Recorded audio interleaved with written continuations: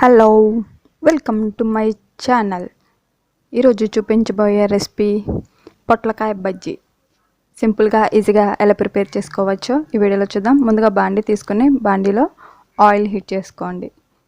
ఇప్పుడు ఒక బాండీ తీసుకొని కొద్దిగా శనగపిండి, అలానే వరిపిండి అంటే బియ్యపిండి, 2 టేబుల్ స్పూన్స్ వాము and 1 tablespoon ginger and garlic paste, అల్లం వెల్లుల్లి పేస్ట్, రుచికి సరిపడంత ఉప్పు, 1/2 టేబుల్ స్పూన్ కారం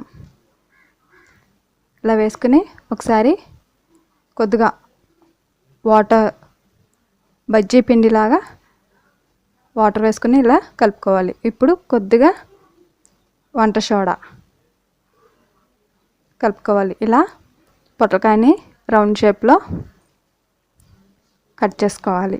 ఇలా కట్ చేసుకున్న తర్వాత ఇప్పుడు ఒక్కొక్క రౌండ్ షేప్లో కట్ చేసుకున్న పొట్లకాయ ముక్కల్ని పిండి మొత్తం బోత్ సైడ్స్ అంటే ఇలాగా కలుపుకొని ఇలా ఆయిల్లో వేడివేడి నూనెలో బోత్ సైడ్స్ ఫ్రై చేసుకోవాలి. బాగా డీప్ ఫ్రై చేసుకోవాలి. చూడండి, ఒక్కొక్కటి ఇలా వేసుకోవాలి. పొట్లకాయ ముక్క చూడండి, అండ్ చక్కగా పొట్లకాయ బజ్జీ రెడీ అయిపోయింది. ఇప్పుడు ఆయిల్లో నుంచి ఇలా తీసేసుకుంటున్నా. ఈ వీడియో మీకు నచ్చినట్లయితే తప్పకుండా సబ్స్క్రైబ్ చేయండి, లైక్ చేయండి, షేర్ చేయండి.